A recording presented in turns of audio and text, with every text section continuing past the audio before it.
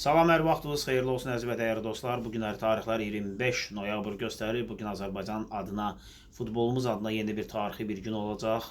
Qarabağımız İtaliya Napoli klubu ilə qarşılaşacaq. Öncədən Qarabağa uğurlar arzulayırıq. Hava haqqında məlumat keçməzdən öncə Qarabağımıza uğurlar arzulayırıq. İnşallah axşam saatı gecə saatlarında sevinən tərəf biz olarıq deyirik. Qaldı ki, qarşıdakı günlərdə gözlənilən hava şəraiti haqqında məlumat öncədən də qeyd etdiyimiz kimi uzun müddətli istilər gəlir. Bu uzun müddətli hava şəraiti, isti hava şəraiti davam edəcək Respublika ərazisi üzrə. Nə vaxta kimi davam edəcək? Artıq 29-una qədər soyuq hava kütləsinin davam etməsi ehtimalı var. 29-dan etibarən uzun müddətli hava şəraitinin soyuq olması gözlənilir.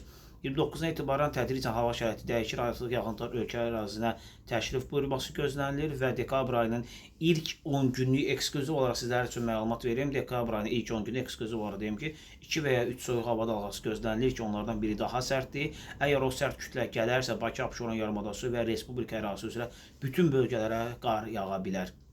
Yox, əgər o sistemdə dəyişiklik olarsa, zəifləmiş vəziyyət olarsa, hər bir vəziyyəti gündəlik olaraq sizlərə canlı yayımda çatdıracaq.